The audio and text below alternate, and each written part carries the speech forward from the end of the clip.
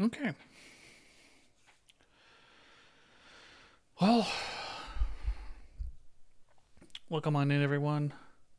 My name's Oso, and today we're going to be talking about one of the uh, other precons from Lost Caverns of Ixilan, and this is the Veloci-ramp-tor with Pantlaza as the commander. This is a pretty straightforward commander, but there is, I think, some pitfalls that you have to avoid when you're building this, which I've seen other people on my LGS that they go for they take it in a direction and then they're either not maximizing the commander to its fullest potential, or they are just um they're trying to play it as like Gishath, and Pantlaza is different. It has um you have to kind of build it a little bit differently. One thing is, like, I do have Gishath in here for obvious reasons. It's a really good card, but I have him in the 99 because I think that it is one. I kind of like to stray away from very expensive commanders because you bring them out and then they immediately. So for me, everyone just knows that it's coming, and then they just kind of like pocket removal until it comes out because it knows it's going to be a problem, and then they spend it, and then you've just wasted 8 mana and your entire turn for absolutely nothing, and then you have to wait till next turn. Hopefully, you have 10 mana available, and yeah, so for me, it's just not worth it. But having him in the 99 is definitely, I think, better. Also, so Pantlaza being 5 mana, he comes out a lot sooner. He's not that. It's not as crippling if he gets removed and you have to play him again. And yeah, he has a lot of value. It really does. And the biggest thing is you need to make sure that you get around the restriction that you discover based on the creature's toughness, dinosaur's toughness, and that can only happen once per turn. Well, there are ways to get around that, and so that's how we kind of built this deck. So we have a lot of dinosaurs in here that have really good stuff, and then you can do this multiple times in the turn cycle before it's your turn again, just maximizing his potential. So let's kind of like break it down. So Pantlaza, whenever he or enters the battlefield or another dinosaur under your control, you may discover X, where X is its creature's toughness. So ideally, you want to bring this out turn 3, 4, or 5, and then you discover 4. So that's fantastic because you can get Topiary Stomper, Runic Armasaur, Pugnacious Hammer Skull, some of your ramp spells in here. So Cultivate, Skyshroud Claim is a huge hit. I've even won with a turn 4 Savage Order by playing Pantlaza, discovering Savage Order, sacrificing Pantlaza for Gishath. So now I have a Gishath on turn 4, and I could just swing in with a 7/6 Trample, Vigilance, Haste, and putting out a whole bunch of other dinosaurs. It was a ridiculous game.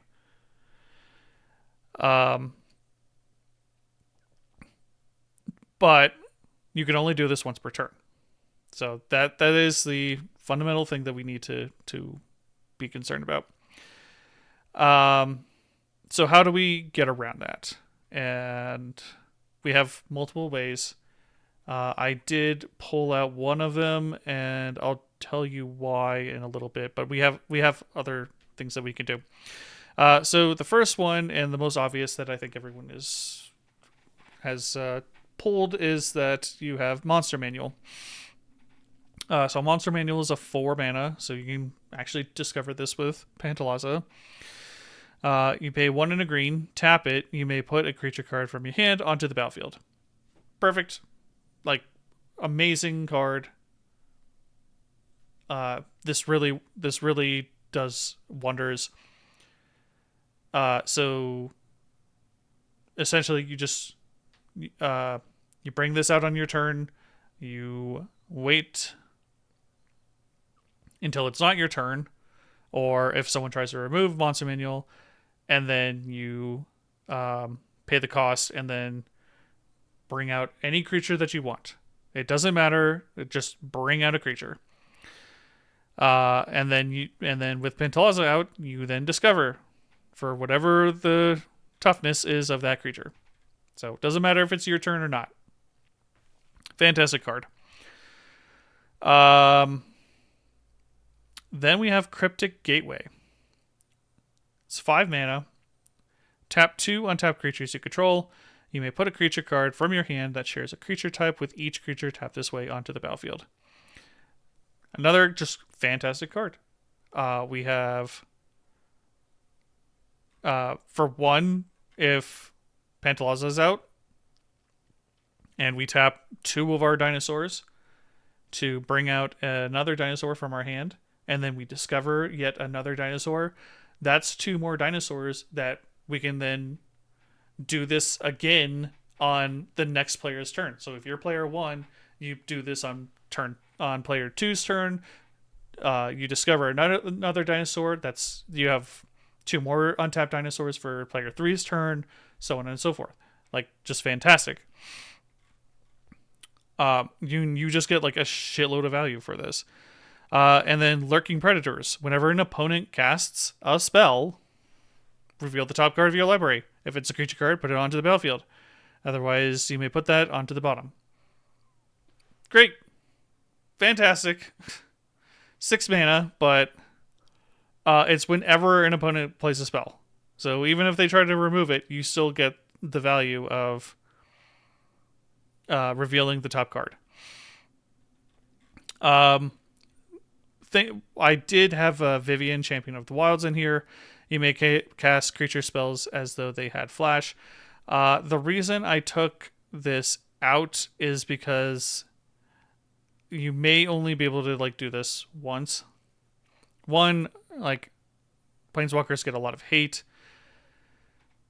2, like, dinosaurs are very expensive, and so like being able to cast, like, if you're gonna cast like Earthshaker Dreadmaw,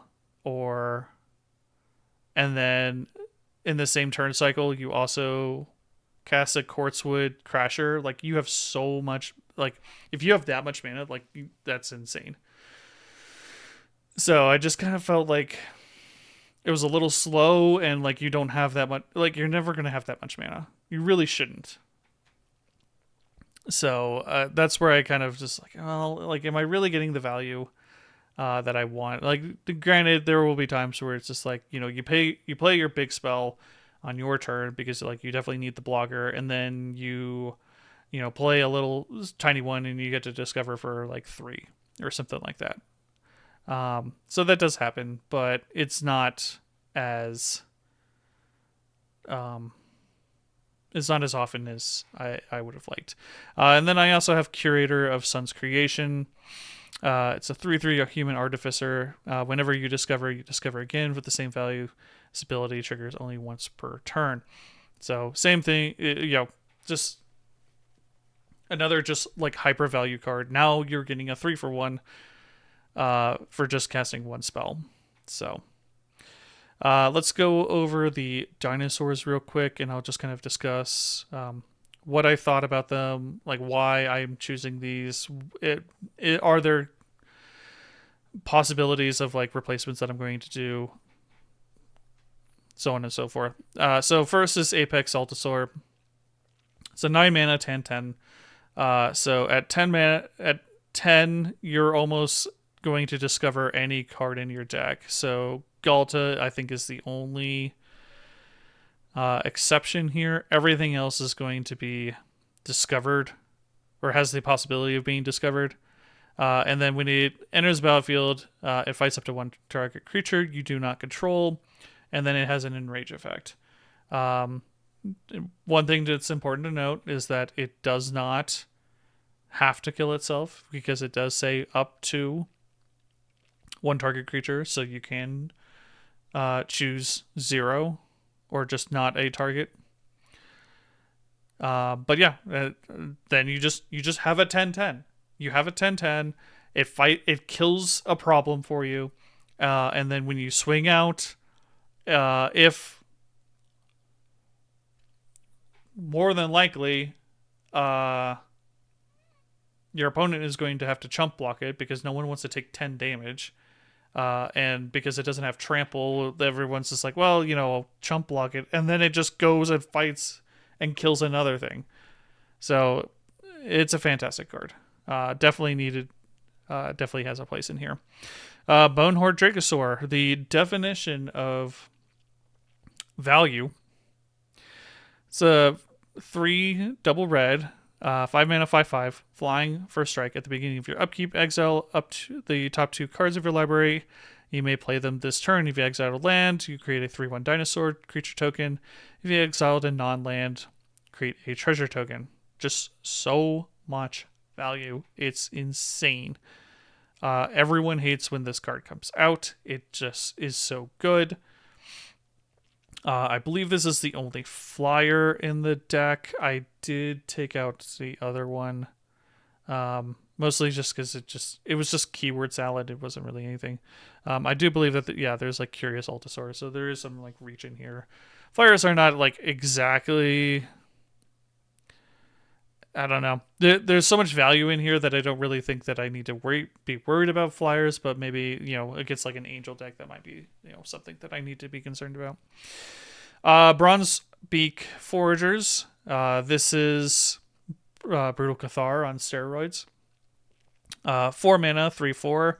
When it ETBs, for each opponent, exile a target non-land permanent that player controls until it leaves the battlefield, and then you can pay X and white. Put target card with mana value X exiled by the Foragers into the owner's graveyard.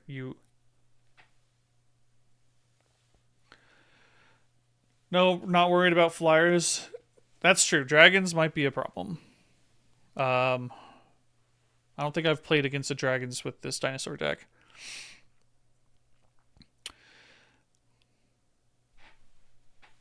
But how are you doing, Ace? Happy Friday.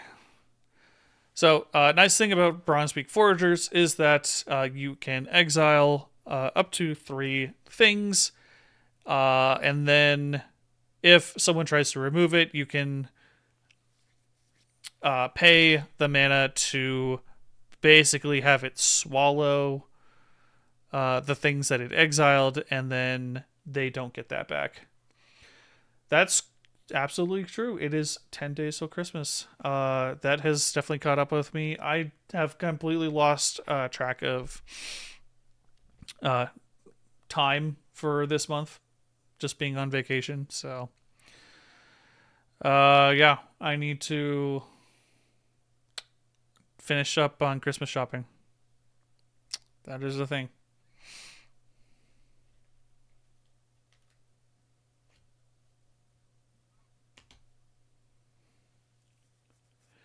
Yeah. Courier of Sun's Creation, we talked about. Curious Altosaur, Vigilance Reach. Whenever a dinosaur you control deals combat damage to a player, draw a card. Fantastic, especially because we are...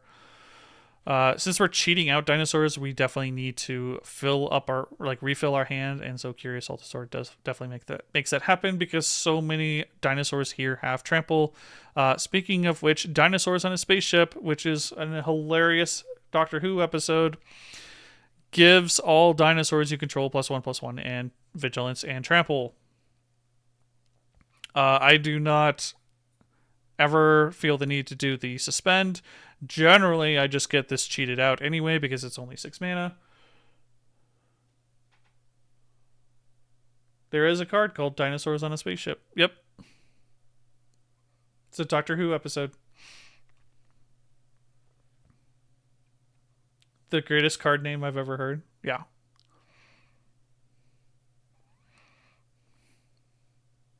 Earthshaker Dreadmaw. This is... How does it not give flying? Because they're just running around in a spaceship. They don't control the spaceship.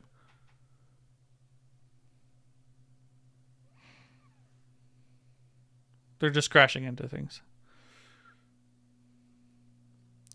Earthshaker Dreadmaw, 6/6 with trample, and you get to draw a card. Generally, this is like one of those things where like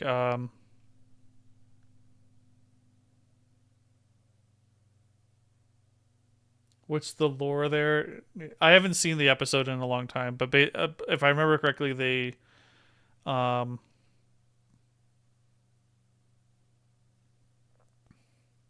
do the I don't know how. I think you're thinking too hard on this. Anyway, Earthshaker Dreadmaw. Generally, this only like draws you 2 or 3 cards, but that's still a lot of value for a 6/6 trampler for 6 mana. A lot of times, again, this is just something that gets cheated out or cheats out another big 6/6 thing. Atali, both Atalis are here because they're just fantastic cards. They're not important questions. If you want to know, watch the episode of Doctor Who. And then we have 3 Gahaltas. Now, I might need to think about cutting one of them. I don't know. You're not trying to watch Doctor Who? Okay. I don't know. Both, like, all 3 of these have like really excellent value and for different reasons. And for one, they're all 12/12s, which is fantastic. So the first one is Galta and Maverin for 7 mana. You get a 12/12 with trample. Whenever you attack, choose one.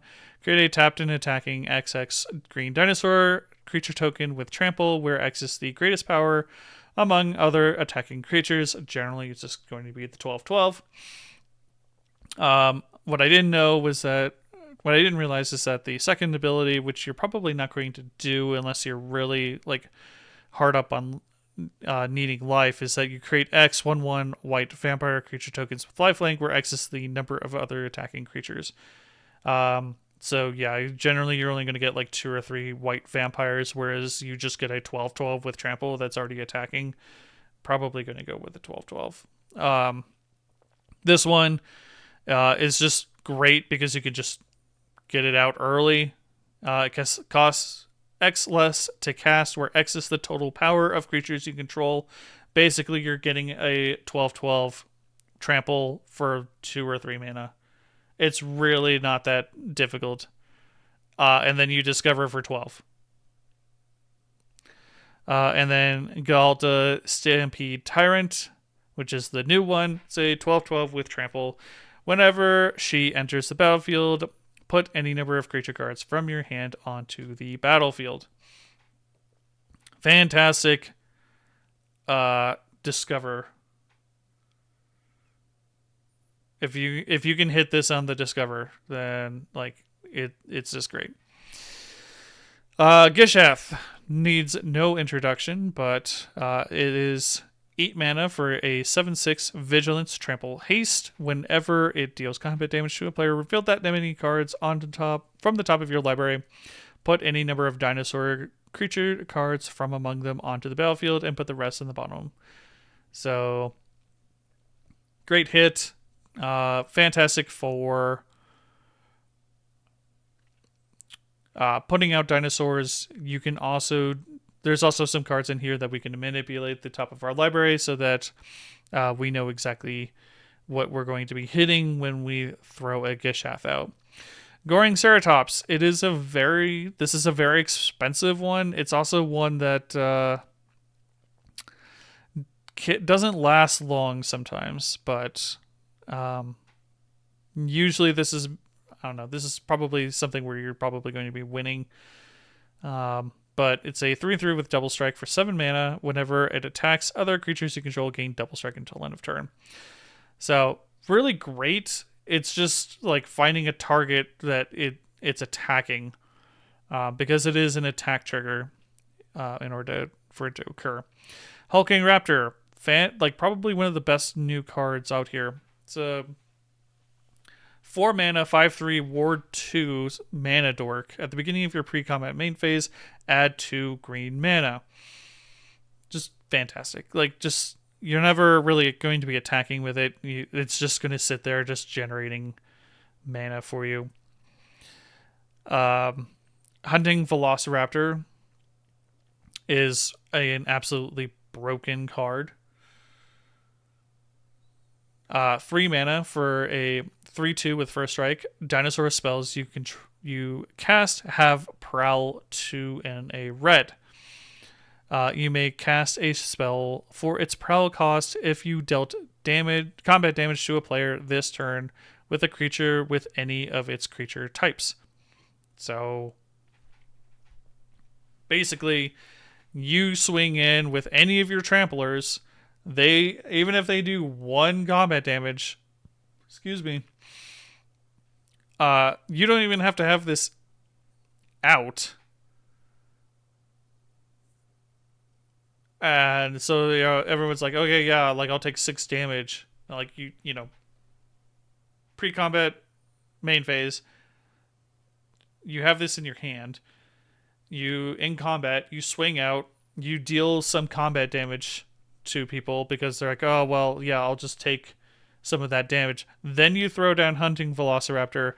Now you have the Prowl trigger, and then you can just like start throwing down other dinosaurs because the Prowl trigger has already occurred. It's kind of insane. Intrepid Paleontologist. I'm really glad that I actually picked one of these up. So it's a 2/2 mana dork. Add 1 mana of any color, and then you can pay to exile target card from a graveyard. You may cast dinosaur cards from among them if you owned exiled with Intrepid Paleontologist. If you cast it this way, it comes in with a finality counter. So this is the only recursion that I have in the deck, which is why I don't have Sneak Attack, which I'll kind of get to. So Sneak Attack is 3 and 1 red mana, and then it's an enchantment, and you can pay 1 red mana. You may put a creature card from your hand onto the battlefield. That creature gains haste. Sacrifice that creature at the beginning of the next end step.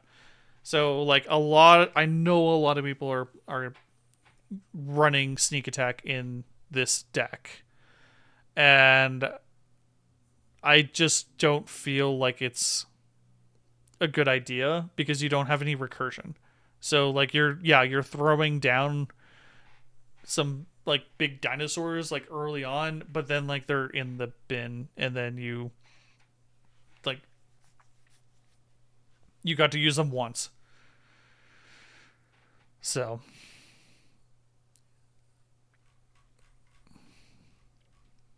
if there was some like more recursion in this deck, then I could see it, but this is the only one. Ixali's Lorekeeper. It's just a mana dork for dinosaurs. Kogla and Yadaro. Ape, dinosaur, turtle, because of course it is. When it ETBs, you can give it trample and haste until end of turn. 6 mana for a 7/7, or it fights another creature you don't control. You can also discard it, destroy up to 1 target artifact or enchantment, and then you shuffle it back into your library and draw a card, which is very nice, like little extra thing right there. Another dinosaur mana dork, where I guess this one just like reduces the cost of dinosaurs, and then you can give it dinosaur haste, which is really nice. Pugnacious Hammer Skull. Why does this card exist? I have no clue. Someone screwed up here. So 3 mana, 6/6. And whenever it attacks, if you don't control a dinosaur, you put a stun counter on it. Well, you have a 6/6 on turn 3. It doesn't matter if you don't have another dinosaur out. You have a giant wall of a 6/6 on the battlefield. It can block. Nothing is getting through a 6/6 on turn 3. Anyway. Quartz Wood Crasher. Hilarious card. Whenever one or more creatures you control deal with trample, deal combat damage to a player, create an XX green dinosaur beast creature token with trample, where X is the amount of damage those creatures dealt to that player.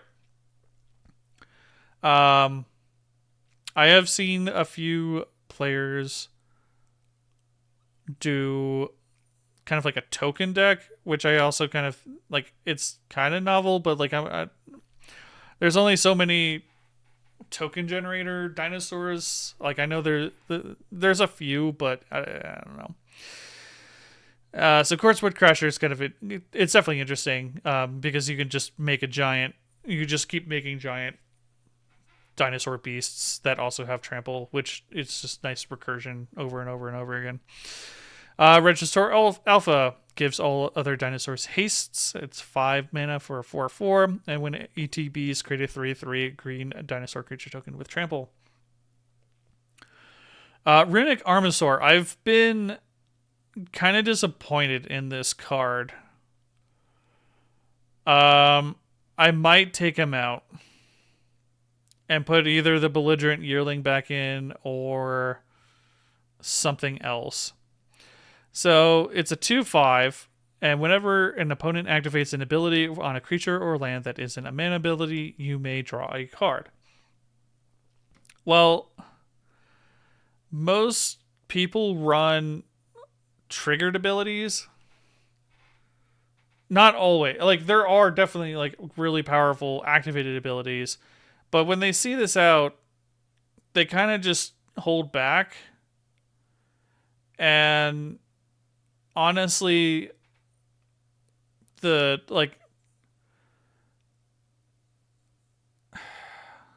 does have a good toughness, which is nice. So 3 mana for a Discover 5 is not bad. But what ends up happening is that like people just play around it and then they just don't use the activated abilities unless they absolutely have to. So the only times that this ever triggers is when they use fetch lands. Because like most activated abilities are kind of tied more towards artifacts nowadays. So I don't know. I've only drawn like 1 or 2 cards from this, and I've played them several times. So we'll see. It, like I said, basically the biggest benefit to this card is that it is a Discover 5 for 3 mana. Sign of Calamity is kind of insane. So 5 mana for a 5/5. It has Myriad, so whenever it attacks for each other opponent, other than the defending player, you may create a token that's a copy of it that's tapped and attacking, and then you exile the tokens at the end of combat. So whenever it deals combat damage to a player, destroy a target artifact or enchantment that player controls. So, fantastic card. Like, absolutely fantastic. The only thing that it's missing is trample, but you have other ways of giving trample. Sunfrill Imitator. Whenever it attacks, you may have it become a copy of another target dinosaur you control, except its name is Sunfrill Imitator and has this ability. So, also just an amazing card. So, Sunfrill Imitator can become a Gishath. It can become a Pantlaza. It can become an Apex Altasaur. It can become an Antali. And, like, it's so good. It's so good. Especially just making it get around the legend rule. Just so good. Temple Altosaur, if a source would deal damage to another dinosaur you control, prevent all but one of that damage. This is really good because it gets around Blasphemous Act, it gets around Chandra's Ignition. There was a dinosaur that like dealt damage. There was like 2 damage to everything, so you could reduce it down to 1. So stuff like that. There's a reason why I'm running Blasphemous Act instead of Wrath of God. And it's this, because it synergizes well with Temple Altosaur. Topiary Stomper, 1 and double green for a 4/4 with Vigilance. When ETPs, search your library for a basic land card, put it onto battlefield tapped, then shuffle. Just great card. It cannot attack or block unless you have 7 or more lands. Not a problem with this deck. We have a lot of ramp. Tranquil Throwback. When ETPs, you may pay green for up to 3 times. You may pay this cost 1 or more times. Choose up to that many. And then you can choose to destroy target artifact or enchantment, exile target player's graveyard, or pay for life. This is a fantastic card. I put this in place of the Thrashing Brontodon, because this only like targeted 1 artifact or enchantment. This has a lot more flexibility. And honestly, if you like discover into it, you can still pay the green mana. And then like if someone is playing a Graveyard Recursion, you can just completely ruin their plans. If you're running low on life, you can, gain up to 12 life, and you can destroy, Rhystic Study, like Blood Moon, lots of just like really critical artifacts or enchantments that can be targeted by Tranquil Throwback. Trumpeting Carnosaur. When it ETPs, discover 5. You can also pay 2 in a red. Discard him in order to deal 3 damage to target creature or planeswalker. Really good card. Really like good if you're kind of getting a little stumped on mana, or you just have there's a problem early on. That's really good. And just having a 7/6 trample that also discovers for 5, so you discover 5 or discover 6 and then discover 5. It's really nice. Wayward Swordtooth. 3 mana for a 5/5. Cannot attack or block unless you have the City's Blessing. Getting the City's Blessing is not that difficult when you are ramping this hard. And it just has Exploration stapled onto it, which is great. Wrathful Raptors synergizes well with Blasphemous Act and Chandra's Ignition. Trample 5/5 for 5 that has trample. Whenever a dinosaur you control is dealt damage, if it deals that much damage to any target that isn't a dinosaur. So if say like you're going to lose because someone has a board state and they're or say they have a bunch of dragons or something that are getting over your dinosaurs,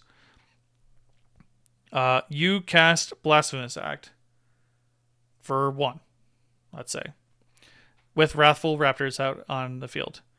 So every dinosaur is now being dealt 13 damage.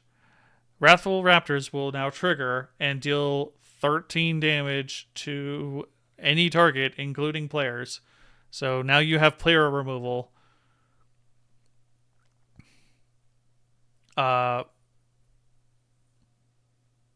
For every 13 damage for every dinosaur to any target, including players. It's fantastic. Xenagos, I may cut. I don't know. He fits well. There might just be like some slightly better card. I don't know. So 5 5 mana for a 6/5 indestructible. As long as your devotion to green and red is less than 7, Zendikos is not a creature.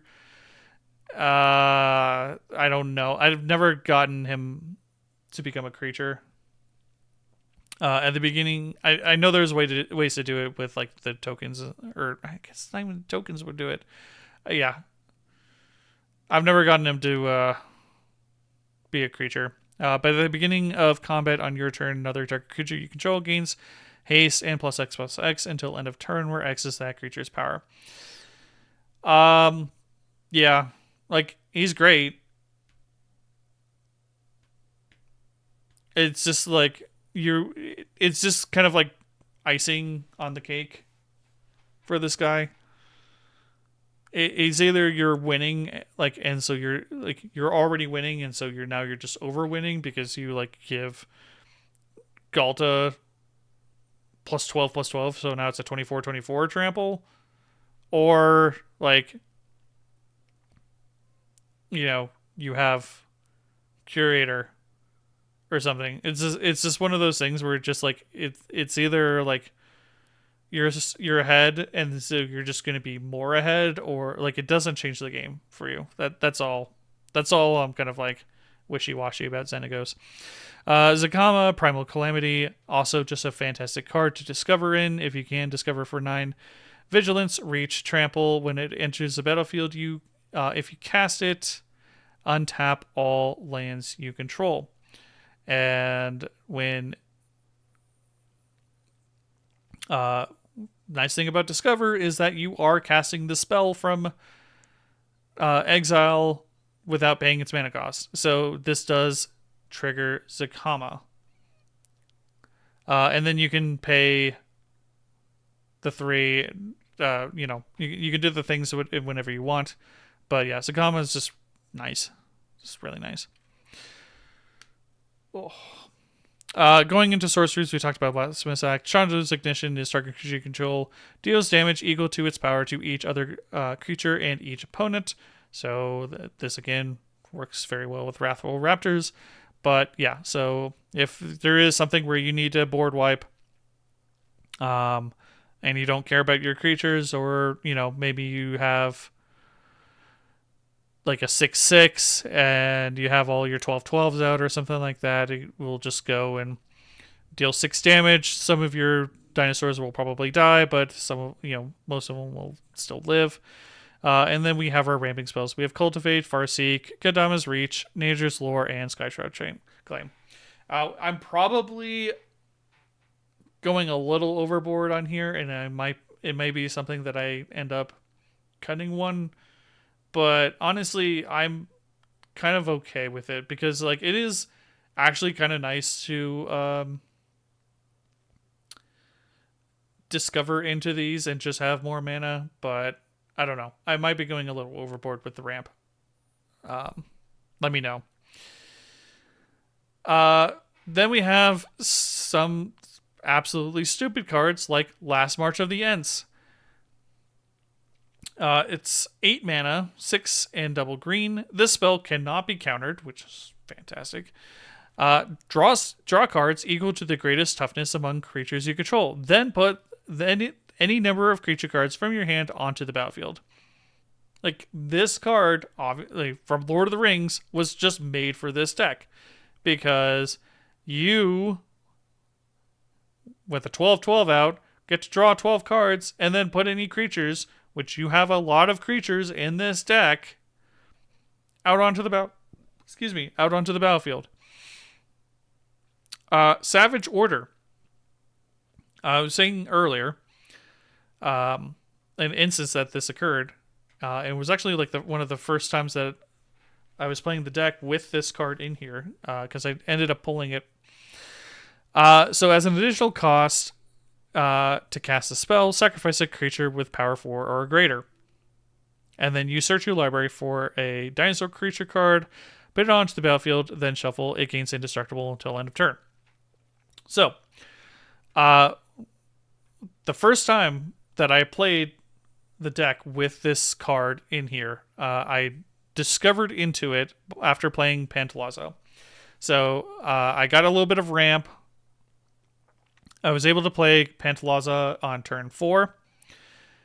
He ETB'd. He discovered for 4. First card that I pulled or discovered into was Savage Order. So I cast Savage Order, sacrifice Pantlaza to it because it is a 4 or greater power, and then brought out Gishath on turn 4, which is a 7/6 Vigilance Trample Haste. No one has an answer for an indestructible Vigilance Trample Haste Gishath on turn 4. Like, it's just not, like, unless they they had a Swords to Plowshares or something. Like, it's just not happening. So then, Gishath deals 5 damage to an opponent. And then I get to, look at the top 5 cards. There were 3 dinosaurs in there. And now I have a ginormous board that had an Earthshaker Dreadmaw, a Curious Altosaur, and a Galta that just, like, came out. And, like, now I'm, like, absolutely ludicrously far ahead on turn 4. And, like there was no way that anyone had an answer to that. Then we have our instances. So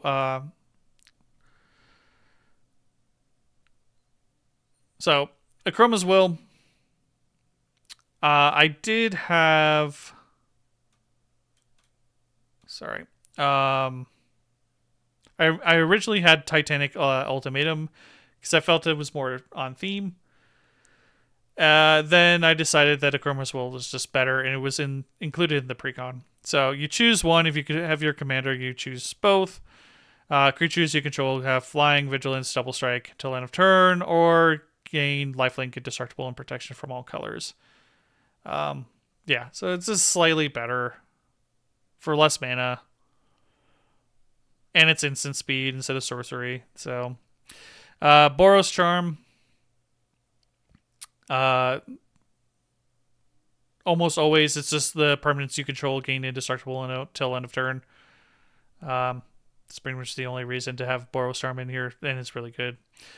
Heroic Intervention we have in here because same thing. We want the indestructible. It's literally like we are just doing protection from board wipes. Path to Exile and Swords to Plowshares. So this is if there's anything indestructible. There's a Blightsteel Colossus or just a flyer that we need to get rid of. We have instant removal right there. Congregation at Dawn. This is a fantastic card. I don't know why more people are not running it. You search your library for up to 3 creature cards and reveal them. Shuffle your library and put those cards in on top on any order. Well, here's the thing. You know you're going to discover with Pantlaza. So the most important thing to do is to manipulate your deck so that you know exactly what you're going to discover into. And Congregation at Dawn does exactly that. It's so good. If I have a Galta in my hand and I'm going to play it next turn, and I'm going to discover for 12. You play Congregation at Dawn. Or even that. You just get Galta before your upkeep. So at the end step of your opponent's turn, you play Congregation at Dawn. And then you say, okay, what do I want to play so that I can maximize my value? Well, I'm going to put Galta in here because I know that I'm going to put this for 2, and then I'm going to discover for 12, and so I'm going to put whatever. I'm going to put a Gishath next, or I'm going to put dinosaurs on a spaceship, or like I need more ramp. I need to put a hulking raptor in here because or fuck it, Itali. So I'm going to go and just manipulate my deck so that I can Like I can maximize the value of Discover. Like this card is so underrated in here. Like this is another one of those sleeper cards. Same with Worldly Tutor. Like it's just a cheaper version. Also instant speed. Search your library for a creature card, reveal it, put it, then shuffle and put it on top. Like I'm going to discover, but before that I'm going to play Worldly Tutor, and I'm going to make sure that the card that I want to discover is going to be on top. Like that's so good. It is so good, and no one is doing this.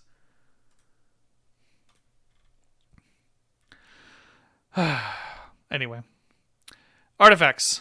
We have our typical Soul Ring and Arcane Signet. The other, I mean, like Gruul Signet. Yeah, we could probably have like put some. I don't know. I like lands more than artifacts, but yeah. So we have Arcane Signet. We have Soul Ring. Obviously. Then we have the Great Henge. This is actually the party tree. I don't know if they have. They do. All right. Yeah. So the party tree, which is the Great Henge, costs X less to cast, where X is the greatest power among creatures you control.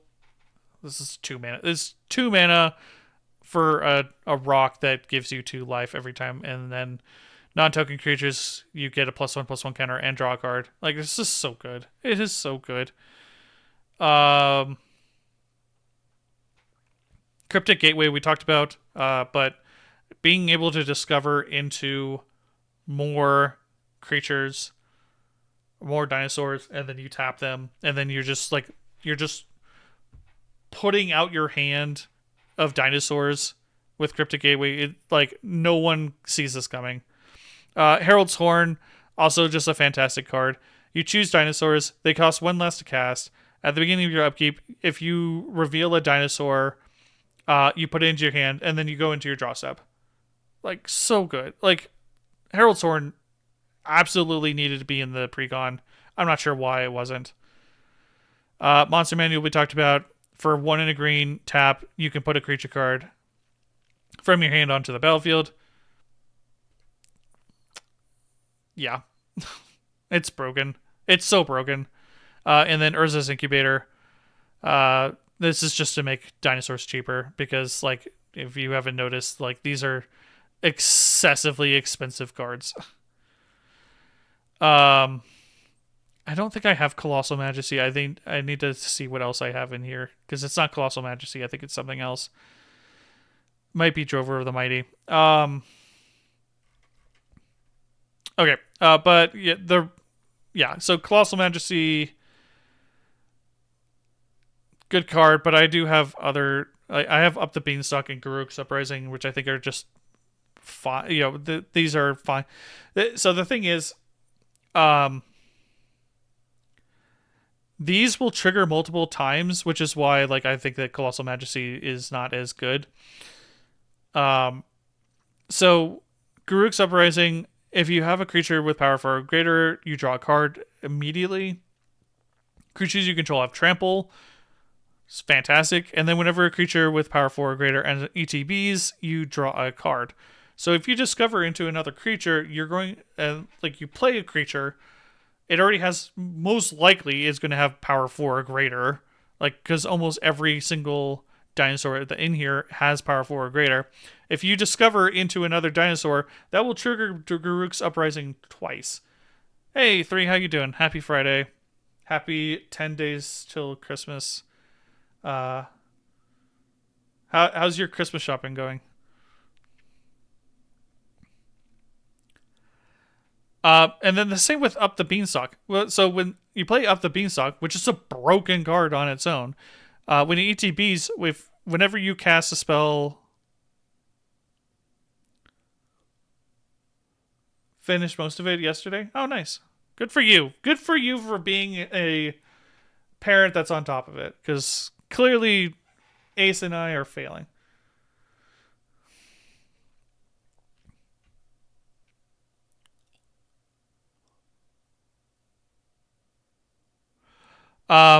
Anyway, so whenever whenever you cast Up the Beanstalk for 2 mana, you get to immediately draw a card. Then, whenever you cast a spell with mana value 5 or greater, you draw a card. Well, most of our cards here are mana value 5 or greater. And then Discover means that you still cast a card, which means you get to draw more cards. So this is why I am choosing Garruk's Uprising and Up the Beanstalk over Colossal Majesty, because this is just like yeah, it's nice. You don't have to do anything. You just like are drawing cards at the beginning of your upkeep, but you just get more value from these two. Greater Good. So if I do not have any, like if something is getting removed or there's going to be a board wipe or what have you, this is here so that I can still get value. Or if I'm like absolutely just not getting any card draw, this is still a way to get card draw. But generally this is just oh shit, someone is removing my stuff and I want to get value out of it. So I can sacrifice a creature, draw cards equal to its power, then discard 3 cards. So if I sacrifice a Galta, I get to draw 12 cards and then discard 3. And then Lurking Predators is the other cheat spell. Whenever an opponent casts a spell, reveal the top card of your library. If it's a creature card, put it onto the battlefield. Otherwise, you put it on the bottom. And then Rhythm of the Wild. Creature spells you control cannot be countered. So goodbye blue. Non-token creatures you control have Riot. So they enter with a +1/+1 counter, or more often it's going to be haste. Then we get to our lands. We have our Battle Bond lands. So we have the Bountiful Promenade, the Spectator Seating, and the Spire Garden.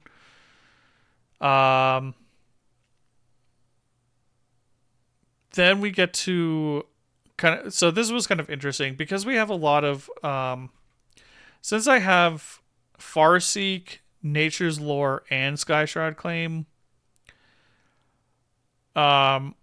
we can look for a lot of named cards, and I don't really mind the fact that they come into play tapped per se, because we're ramping as hard as we are. So I'm not too concerned about it. So we were able to play stuff like Canopy Vista, Cinderglade, Jetmir's Garden, obviously we're going to do anyway.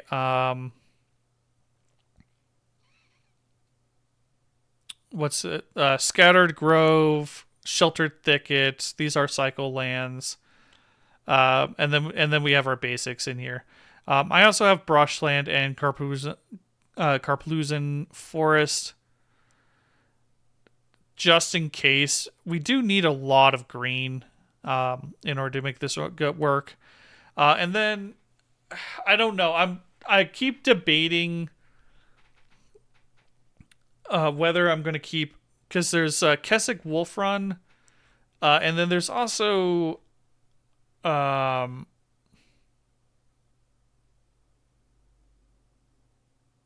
don't have it here. There's a different card. I'll have to see if I can find it. There's a different land card. And it's red and a white. Oh, no, it's right here. Slayer's Stronghold. This one I think might be a little bit better than Kessig Wolfrun, because a lot of things already have just naturally have trample. Not many things don't have trample, and I'm not really too concerned about that. And then like Slayer's Stronghold, just giving it vigilance and haste is actually really nice, and it's not as much it's just not as much mana, because like Kessig Wolfrun, you have to pay at least 3 mana to give it trample. So like I'm kind of debating if I just want to keep Slayer's Stronghold in here rather than Kessig Wolfrun. So I don't know. If anyone has any thoughts about that, like let me know. Path of Ancestry, obviously, we're gonna have in here, so we can scry, which again is more manipulation for discover. An exotic orchard. Generally, if I'm running a 3-color deck, I usually go for exotic orchard because generally you're gonna find someone that's also in the same colors. It's when it's at like 2 or less that I don't play exotic orchard. That's just my kind of rule of thinking. And then Jungle Shrine I just threw in here because it's just another cheap triome. It's kind of weird that this triome is so cheap in comparison to how expensive this is.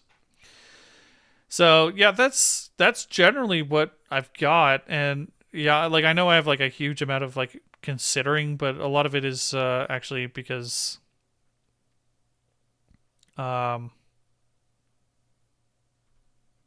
I was with playing with someone else's deck. So Invasion of Zendikar was one of the other ramp spells that I was looking at, but just kind of decided, you know what, it's not as it only searches for 2 basics, and that's kind of why I'm kind of meh about it. Vivian, Champion of the Wilds, I had in here for quite a while. Mostly it was because you can play creature spells as though they had flash. Problem is that generally you're only playing, you're only casting 1 creature spell per turn. We have other better ways to cheat out creatures, so this one was just kind of like not as good. The giving it vigilance and reach is kind of nice, is pretty nice though, which is why I kept it in for so long.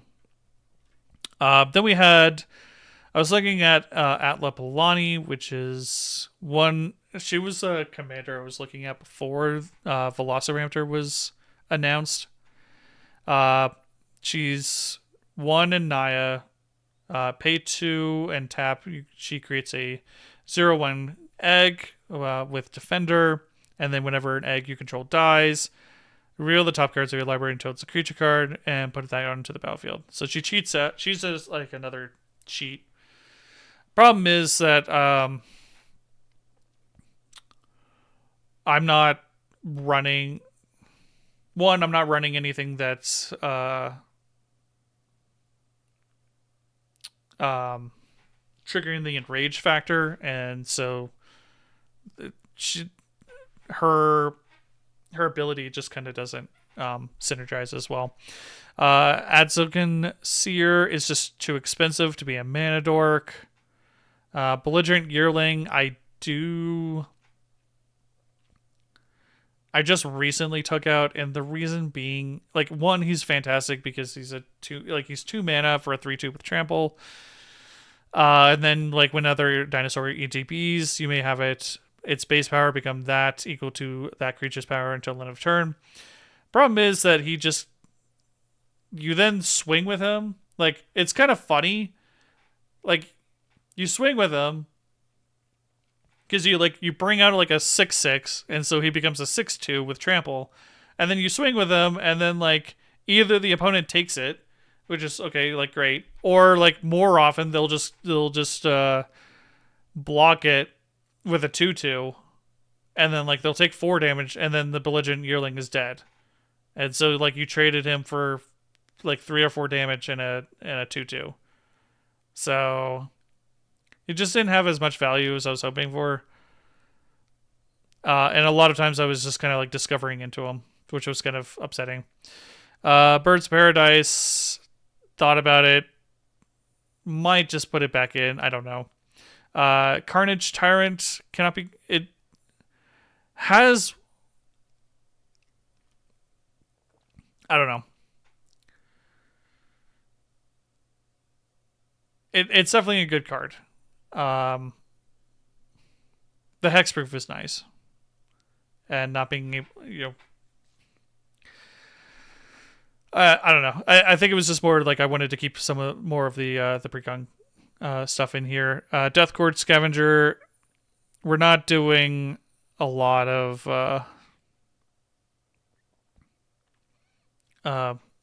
graveyard stuff, and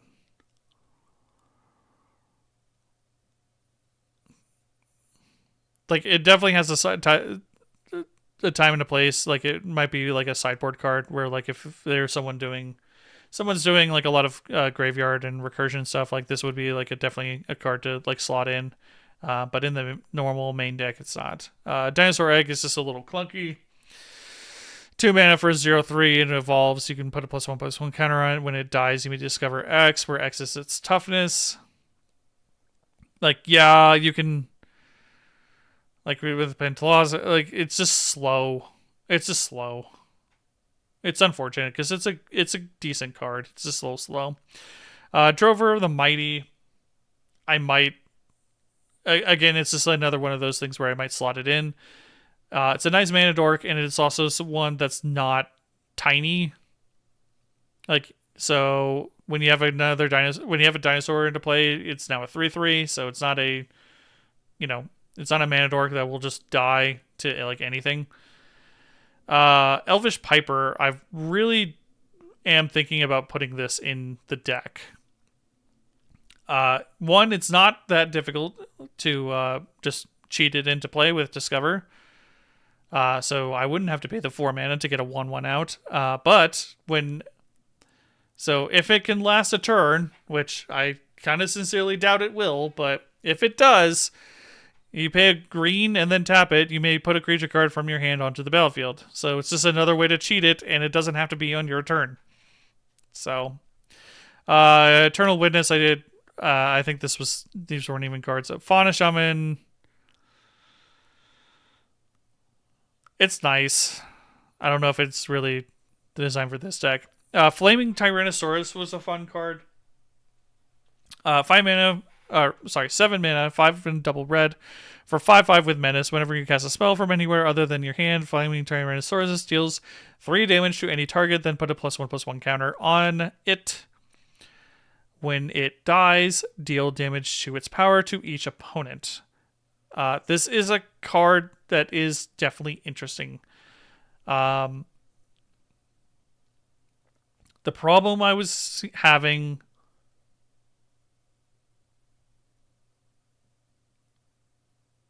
This is another Doctor Who card.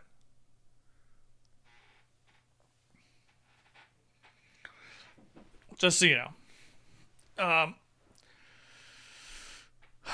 So, my thoughts about it.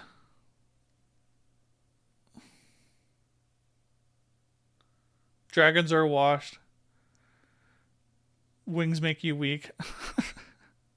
So, like, here's the thing. One, it is expensive for what it is. Being 7 mana for a 5/5 with mana, or with Menace. It makes sense I think it's in the timey-wimey Precon. Where it's like, how many times are you going to get the Paradox trigger? Because unless you have like the Cryptic Gateway and all the other things, like you're only discovering once, unless you get the Curator out as well, Curator of Sun's Creation. So yeah, like you do this, you get a 5/5, and then you get to deal 3 damage to something. I don't know if that's really worth 7 mana. It's just really hard to kind of gauge. Now with it dying and being able to deal damage to its power to each opponent, so like, yeah, like you're almost guaranteed that you're going to be able to do 6 damage to every opponent. I just don't know. Like, it's a really interesting card.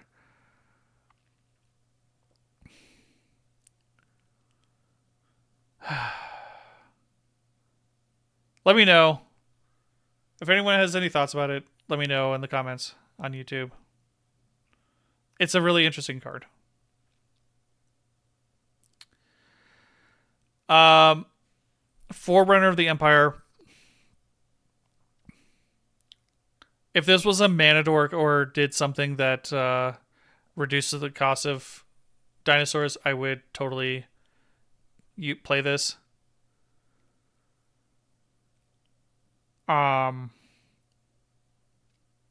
As of right now, the only time that it would actually be useful is someone is doing like a token deck and has just a bunch of 1/1s. So I don't really like. I don't need the dinosaur tutor. So,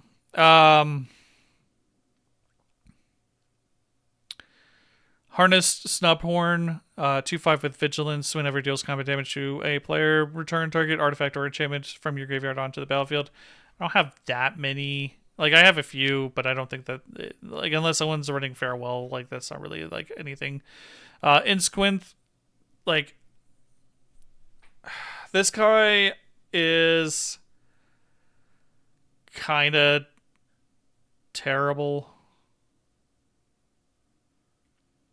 because you don't want to.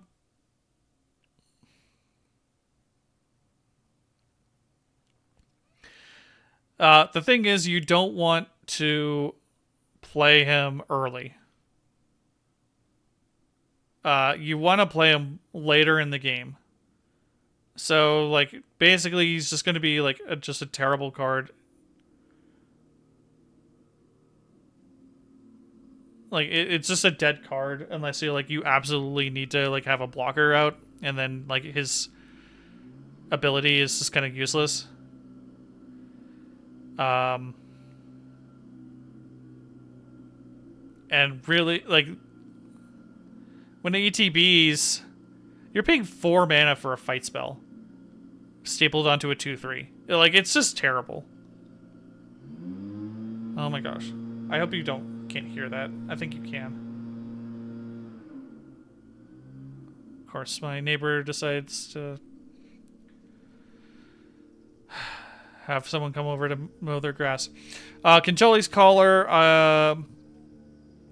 I took it out, even though it's a 0/3, which is actually very nice.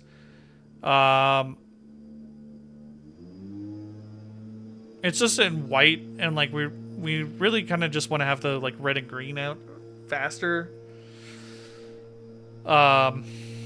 So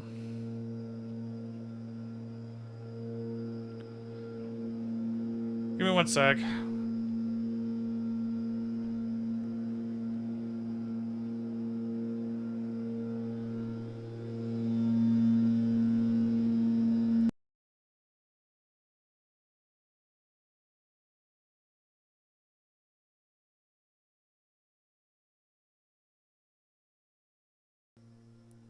Yard. Something. I don't know. We're going to just kind of wrap this up a little bit. Okay, so Sunwing, 3 mana for a 2/3 with flying. Creatures your opponent's control enter the battlefield tapped. I don't think I care. Why would I care if creatures my opponent's control come into the play tapped? Because like my creatures are just going to be better or bigger. Like, what the hell do I care?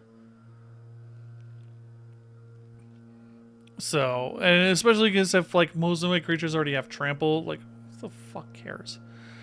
Marauding Raptor was an interesting one. It's creature spells you control, or creature spells you cast cost 1 less to cast. Whenever another creature enters the battlefield under your control, Marauding Raptor deals 2 damage to it. If a dinosaur is dealt damage this way, it gets +2/+0 until end of turn. So I don't think I have, because like I got rid of Belligerent Yearling, which was one of the more problematic combos in here, but I don't think that there's anything else that is like 2 toughness except for the Mana Dorks, which is kind of a problem. Yeah, so each of the Mana Dorks wouldn't survive.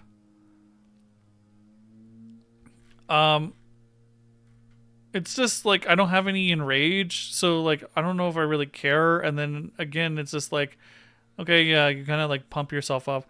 I don't know. It might be something. The problem is like if you draw a Mana Dork after casting Marauding Raptor, you have to hold on to that Mana Dork until the Marauding Raptor dies. Which is just what I've kind of like noticed. I don't know why they suggested Nurturing Bristleback. It must have been in the Precon. Palani Hatcher. Other dinosaurs you control have haste, which is really nice. It ETBs with 2/0/1 green dinosaur egg creature tokens at the end of or at the beginning of combat, if you control one or more eggs, sacrifice one of those eggs, then create a 3/3 green dinosaur creature token. Very nice card. Has a lot of like it does have a lot going for it.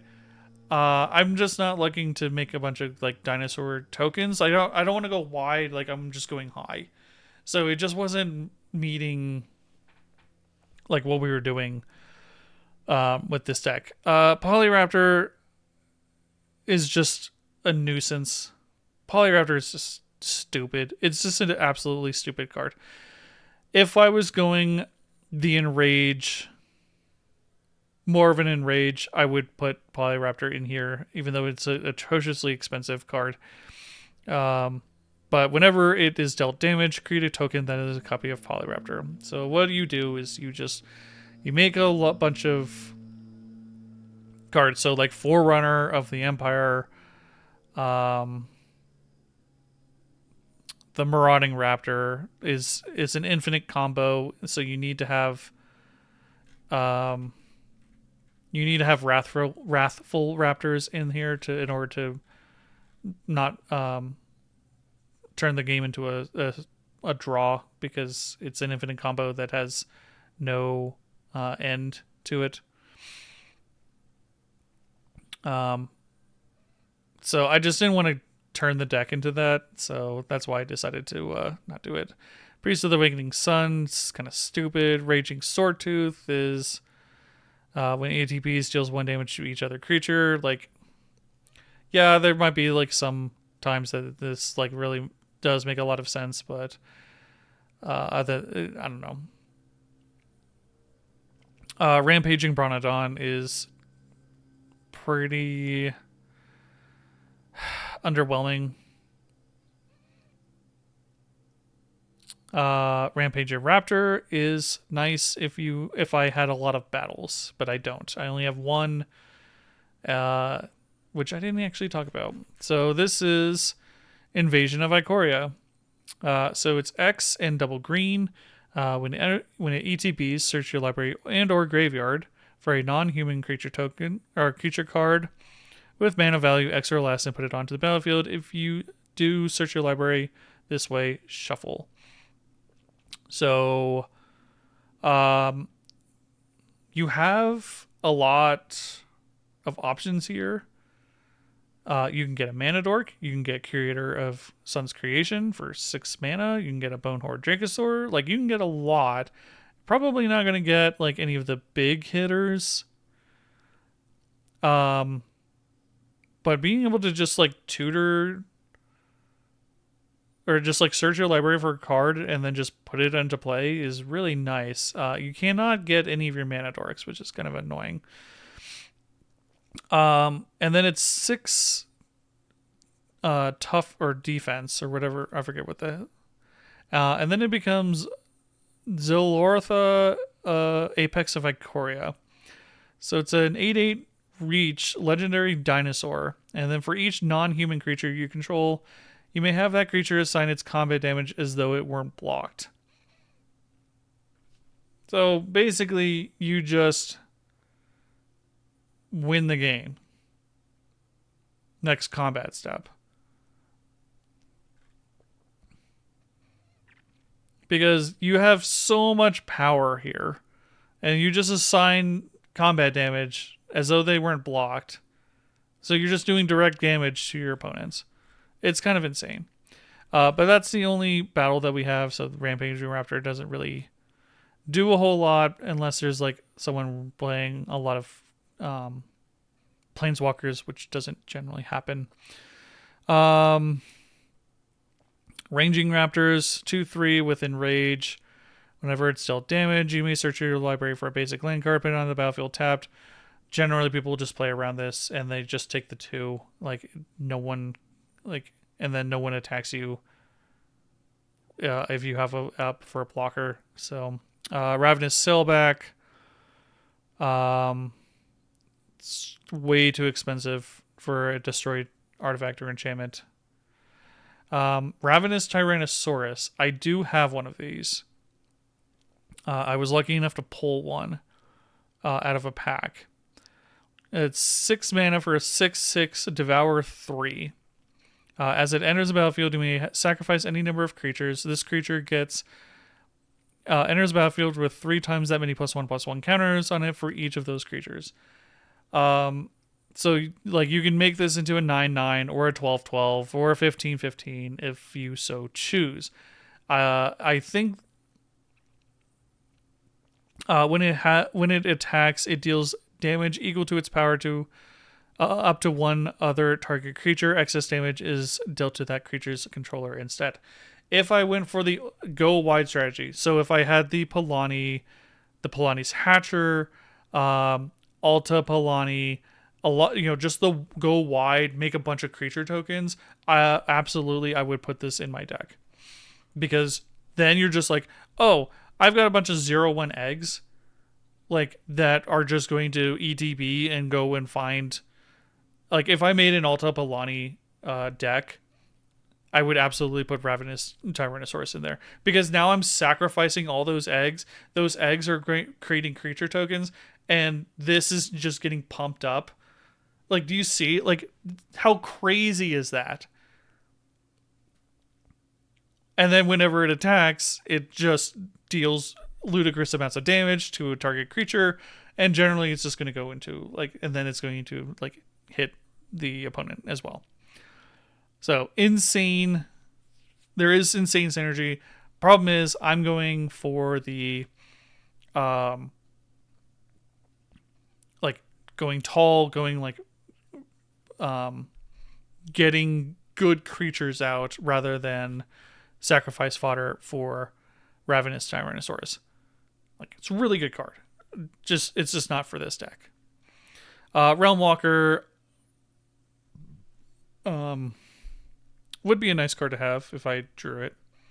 It's a changeling. When it enters the battlefield, choose a creature type. You may look at the top card of your library anytime. You may cast creature spells of the chosen type from the top of your library. So basically, it just like adds an extra card to your hand at all times.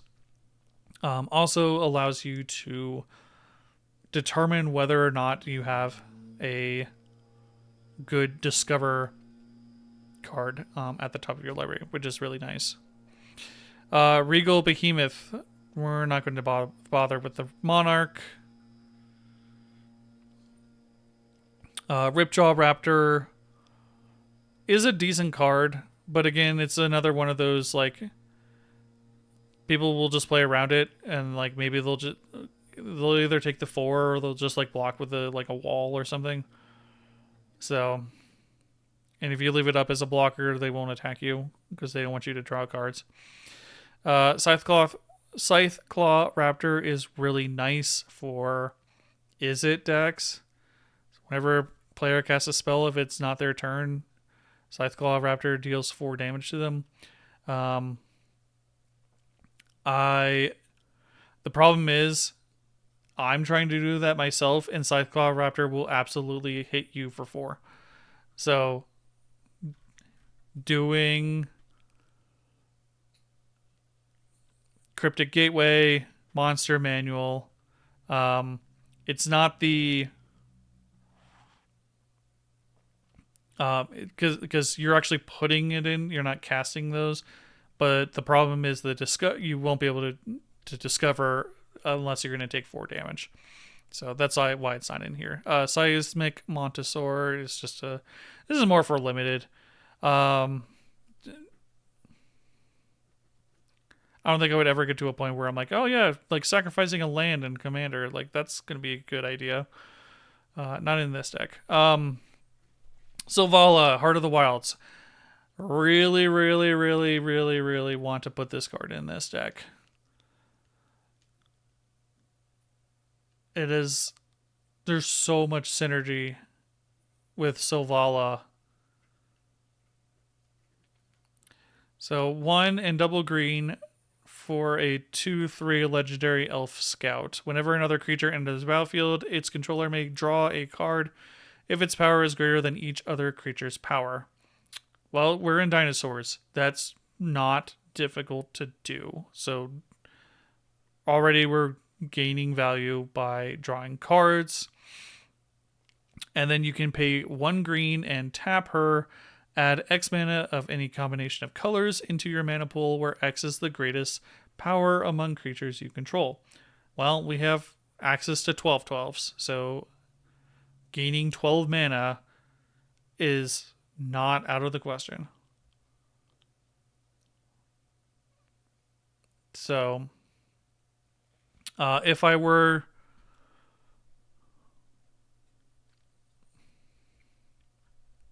Elvish Piper and Sylvala are 2 cards that I'm actually looking at right now about putting in.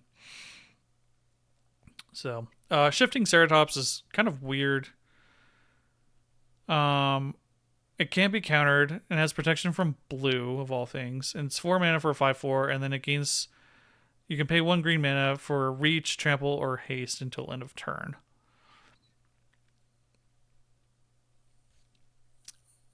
Sure. Like,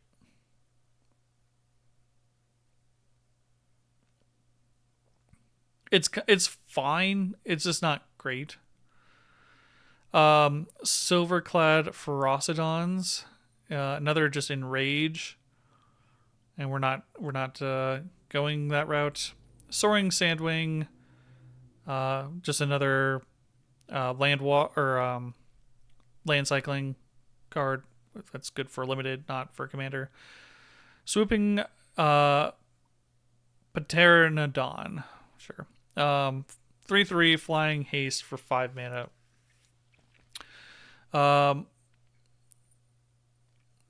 When it ETBs or another dinosaur with flying, which we don't have a lot of flyers, gain control of target creature and opponent controls until end of turn. Untap that creature, gains flying and haste until end of turn. Like, it's definitely fun, and it's definitely got like a nice theme to it. So when ETBs, if I had a lot of flyers, like, this would be kind of interesting. Definitely interesting for like a dragon deck, I would say. It gains flying and haste until end of turn. So you gain control of a creature, and then at the beginning of the next end step, target land deals 3 damage to that creature. So really cool theme. Basically, it swoops in, grabs a creature, you gain control of that creature, and then it drops the creature at the end of the turn, which is really funny. Like, it's just hilarious. So, yeah, could easily, like, you can gain control of problem, you can gain control of, I don't know, some sort of, like, even just like a smaller creature, even like a mana dork, and then, like, if it has only 3 toughness, you can kill it at the end of your turn when you're done with it, which is nice. But we don't have a lot of flyers. We're like, I specifically just kind of like avoided the flyers. The Tarask, 9 mana for 10/10, has ward, haste, and ward 10 as long as it was cast. Whenever it attacks, it fights target creature defending player controls. Sure, but this is another fighter, and I think the Apex Altosaur is better. Thrashing Bronodon, we talked about. Tranquil Frillback just being a better version of it. So that's the way we made that choice. Thundering Spineback is 7 mana for a 5/5. It's got an Anthem effect, and you can create a 3/3 for 6 mana with Trample. Like, this is just never... It's never going to... It's just a terrible card. Timeless Witness. Same with Eternal Witness. It just didn't feel right to do, like, recursion. Trapjaw Tyrant. I purchased this card and then realized this was probably a mistake. So it's 5 mana for 5/5. It has Enrage. Whenever it's dealt damage, exile target creature an opponent controls until Trapjaw Tyrant leaves the battlefield. So this is a Brutal Cathar. Problem is, it doesn't have any way to permanently get rid of the cards. And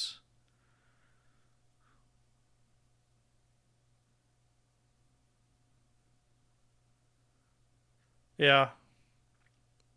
Well, like, I mean, it made sense in the beginning, and then I realized that like enrage is just kind of like a pitfall. And so like I didn't want to and they're like board wipes are so prevalent that like you're not going to be able to protect this. And then basically like it just encourages more people to board wipe you.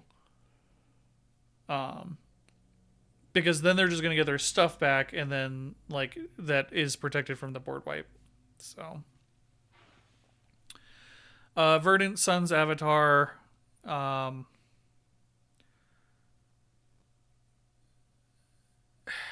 it has,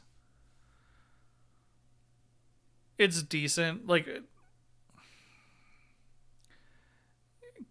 gaining a bunch of life is not the worst thing in the world, but it's not what this deck is trying to do. And it doesn't have anything else going for it. Like if it had reach, maybe. But 7 mana for 5/5 that just gains life is not, it's just not good enough. And then Awakening Sun's Avatar, like this is another one of those like trap cards. Like everyone seems to be running it, and they just don't realize that its ETB trigger does not trigger, its ETB does not trigger from Discover. So that means you have to cast this.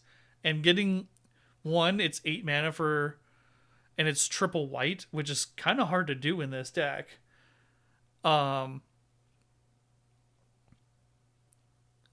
Like yeah, it's a one-sided board wipe. Like absolutely, it's a one. You know, it's great as a one-sided board wipe. It's just like generally you're going to you're either going to discover and you don't discover for 8, so it's going to be dumped into the bottom of your hand or bottom of your library, so you're not going to have access to it at all. Or you do discover for 8 because of Galta or whatever, and then you don't get the trigger. So you either put it in your hand so that everyone now knows that you have a one-sided board wipe, which, I mean, sure, I guess. But like you have, like, it's so restrictive. Like, why was it included in a in this deck?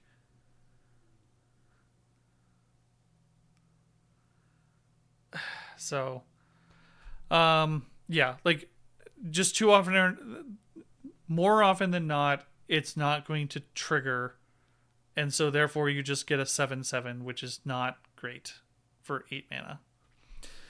Weta is just terrible. I don't know why it was included in the Precon. Like it just is a completely different deck. It's not intended for this. It is a, I'm going to do a bunch of fight stuff. Yadaro, 8/8 for a dinosaur turtle. You can cycle it and then bring it back onto the battlefield. No. And Zatalpa, I don't know. Like I thought about it. I've put it back in and taken it back out. It's nice because it has a large toughness. So it's 8 mana for an 4/8. Flying, double strike, vigilance, trample. So it's just keyword salad. And then it discovers for basically itself, so that's nice. It's just, I don't know. I might put it back in.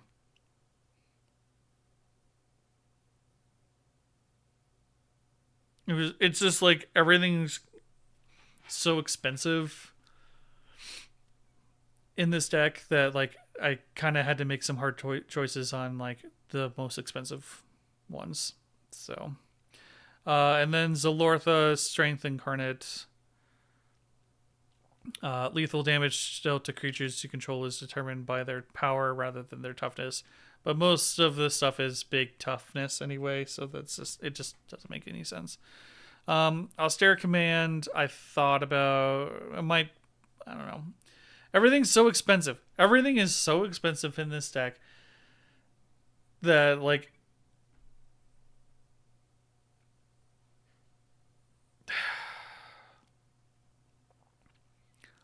but basically, like, you can choose to, so you can, like, destroy all artifacts, which would be really nice, and then you could also, like, destroy all like low CMC creatures. So that would be, like, generally what you would do, as a board wipe.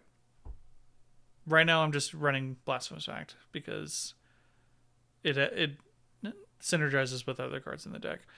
I don't know why they included Cleansing Nova. Decimate. It definitely has a place. It's just I don't know if it's really in this deck. Don't Move is kind of fun. Um,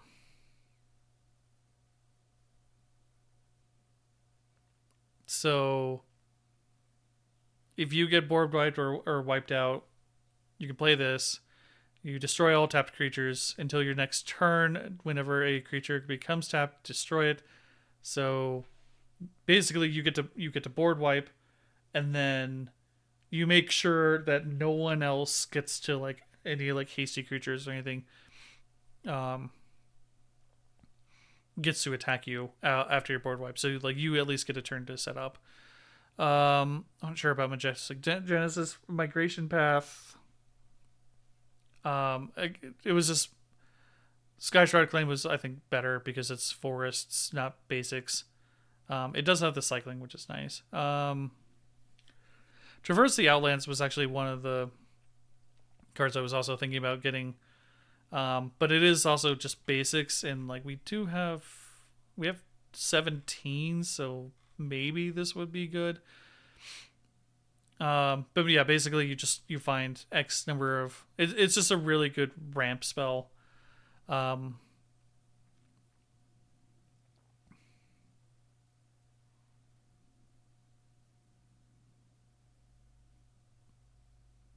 Thunderherd Migration is on theme, but again, we have better cards. Savage Stomp is also, like, it's a fine fight spell. It's just sorcery speed, which is kind of annoying. Like, I think I would rather have Tail Swipe if I really wanted a fight spell. And Volcanic Vision was also kind of like an interesting card. The problem is that I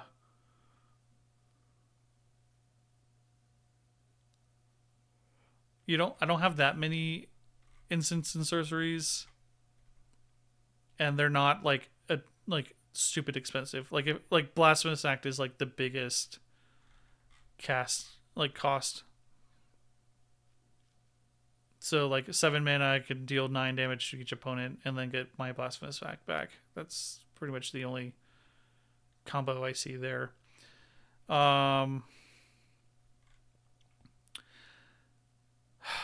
Instances, thought about Beast Within, but we have a lot of, like, other ways to kill stuff. Ephemerate was, like, another option where we were like, we can ephemerate Pantlaza in case that they were trying to kill it, which so, like, Ephemerate is also another, like, a card that I would consider, like, putting back in, especially because it has the rebound. So someone targets Pantlaza, you blink it, it will trigger its Discover again, which is nice. And then it has rebound because you're generally not attacking with Pantlaza, and then getting that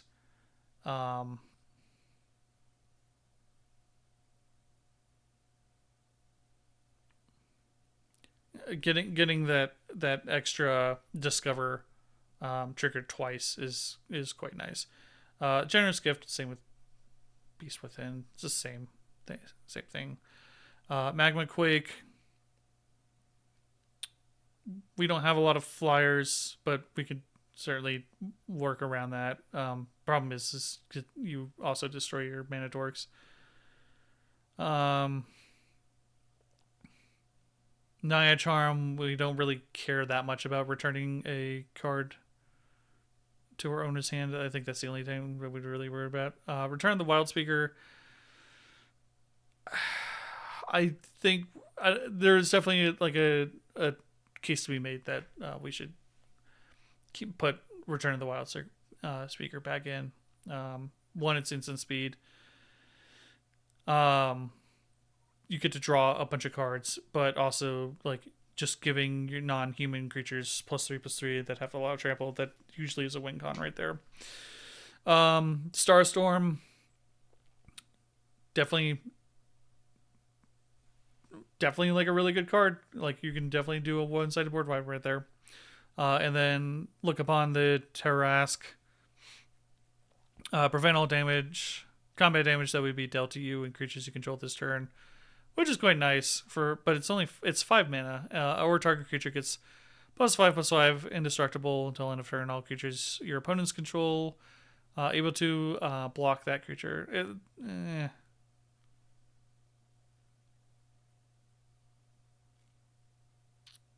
Yeah, like there's definitely a time and a place for that. It's just not here. Lifecrafter's Bestiary. At the beginning of your upkeep, you scry 1. Can be nice for Pantlaza. Whenever you cast a creature spell, you may pay a green and then you draw a card. Just doesn't do enough, and it's 3 mana. If it was 2 mana, this would be a lot better. Progenitor's Icon. Choose a creature type. Next spell of the tap. Next spell of the chosen creature type casted so it had flash. It's another one of those things where you you can cheat out or play creature spells not on your turn to get discover again. It's 3 mana.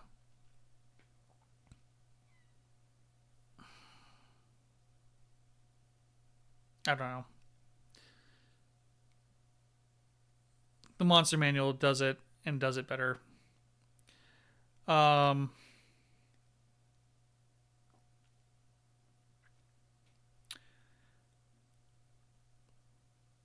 So Descendant's Path. At the beginning of your upkeep, reveal the top card of your library. If it's a creature card that shares a creature type with a creature you control, you may cast it without paying its mana cost. If you do not cast it, put it at the bottom of your library. So, in theory, this is a really good card because you have a lot of creatures. You can cheat them out at the beginning of your turn. But in practice, what I noticed is that this will dump lands at the bottom of your library, and this will dump spells and also mana dorks.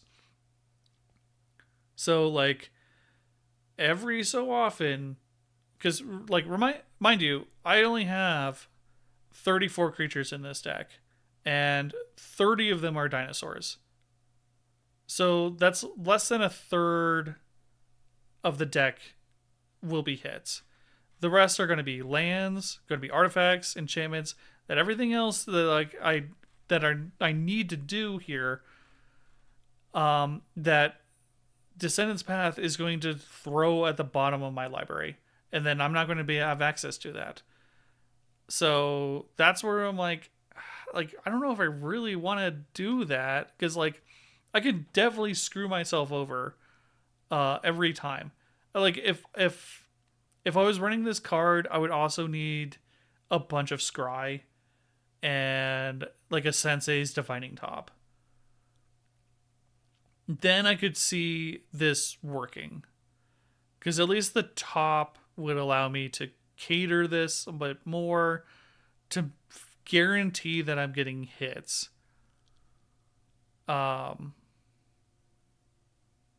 So exploration, I thought this was like the initial thing that I was thinking about for ramping. We decided to go for the instants and sorceries, and then also Wayward Swordtooth basically has exploration stapled onto it, so there was no reason to have another enchantment in here. From the Rubble is terrible. 6 mana for at the beginning of your end step, return target creature card from the chosen type from your graveyard to the battlefield with a finality counter on it. We're just not doing the recursion. It's just not necessary. Life Finds a Way, 2 mana and a green for an enchantment. Whenever a non-token creature with power 4 or greater enters the battlefield under your control, you populate. We are not doing tokens, so we're not populating. So this, with like if we were doing an Outlaw Palani deck, this would be a lot better. Life Finds a Way would definitely be better. Sneak Attack. A lot of people are playing Sneak Attack. So 3 and a red for an enchantment. Pay 1 red. You may put a creature card from your hand onto the battlefield. That creature gains haste. Sacrifice that creature at the beginning of the next end step. Problem is,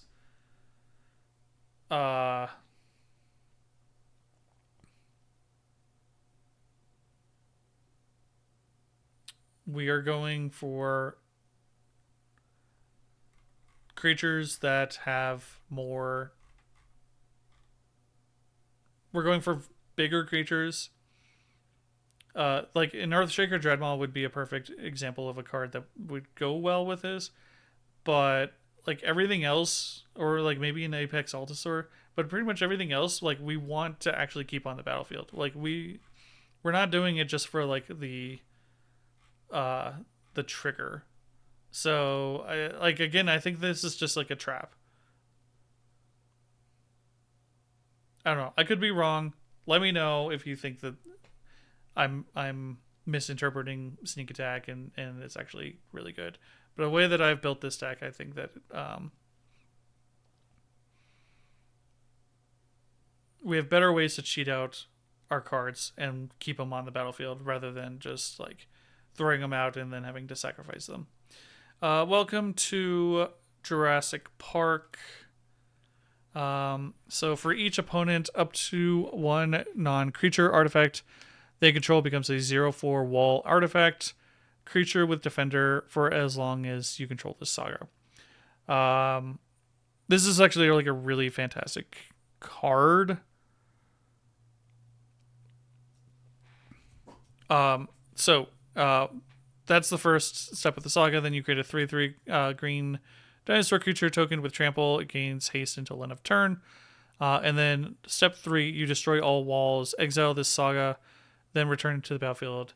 So basically, like you have a 3-turn way of like destroying like troublesome artifacts. Each dinosaur card in your graveyard has escape. The escape cost is equal to the card's mana value plus exile 3 other cards from your graveyard. And then you can pay, or you can tap it for add 1 green mana for each dinosaur you control. Really, really, really good card, but I'm not paying $20+ for it. So, if I pull it, I would probably put it in this deck because you can easily get a lot of mana. You get rid of some artifacts. Again, the Ala Palani deck would probably get a lot more value out of it than this, but that's okay. Yeah. So anyway, that is my Veloci-ramp-tor upgraded Precon. It does very, very well. Sometimes the only times that I've ever had trouble is when everyone is ganged up on me because they're tired of seeing me win. But this deck has basically won on, or it has essentially won on turn 4. multiple times because of the discover mechanic, and just being able to do the discover multiple times is significantly better, or makes the commander significantly better. And I definitely think that it is overall better than Gishath. I think someone's at the door, so I'm going to go ahead and wrap this up. Thank you all for watching. Let me know in the comments anything that you would do better, and then we'll see you next time.